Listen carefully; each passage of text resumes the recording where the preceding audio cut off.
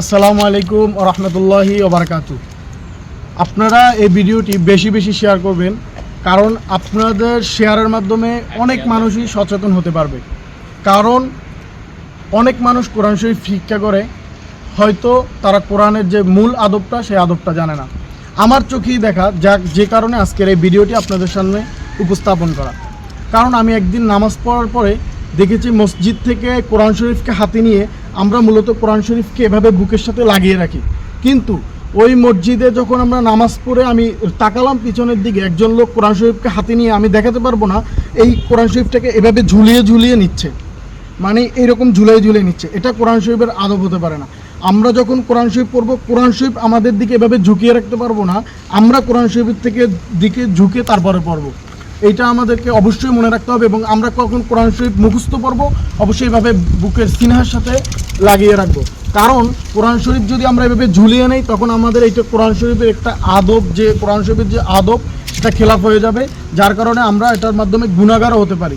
তার কারণে আমাদের উচিত কোরআন শরীফকে সঠিক, যেটা এটা শ্রেষ্ঠ, সর্বশ্রেষ্ঠ গ্রন্থ এবং আল্লাহ তাআলার বাণী, তাই এটাকে এই কিতাবটাকে আমাদেরকে এমনভাবেই সম্মান করতে হবে।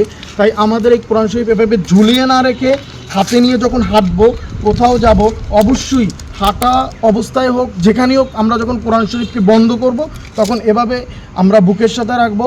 এবং যখন আমরা কোরআন শরীফটাকে একটি স্থানে রাখবো, এমন একটি স্থানে রাখতে হবে যে স্থানটি আমাদের পায়ের নিচে চলে না যায়। কারণ পায়ের নিচে আমরা যদি পায়েভাবে উঠাই, পায়ের নিচে চলে যাওয়ার কারণে আমাদের কোরআন শরীফ যদি পায়ের নিচে হয়ে যায়, তাহলে আমরা গুনাহগার হব। তার কারণে কোরআন শরীফটাকে একদম আমাদের উঁচু একটি স্থানে রাখতে হবে। এটা হলো কোরআন শরীফের আদব। আর উজু ছাড়া তো কোরআন শরীফ ধরা যাবে না, এটা আপনারা সবাই জানেন। মূলত আজকে ভিডিওটা করার কারণ, এভাবে ঝুলিয়ে কোরআন শরীফ কোনোভাবেই নিতে পারবেন না।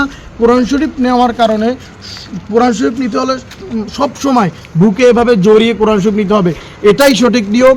সঠিক নিয়ম না জানলে আপনার মসজিদের ইমাম অথবা মুয়াজ্জিনের থেকে সঠিক নিয়মটা জেনে নেবেন। সঠিক নিয়ম ছাড়া কোরআন শরীফের আদব যদি ভঙ্গ করেন, আপনাকে গুনাহগার হতে হবে।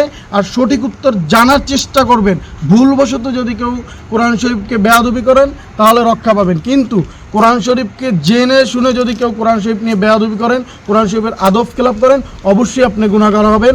আল্লাহ তাআলা আমাদেরকে সঠিক বুঝ সবাইকে দান করুক। আমিন। আসসালামু আলাইকুম ওয়া রাহমাতুল্লাহ।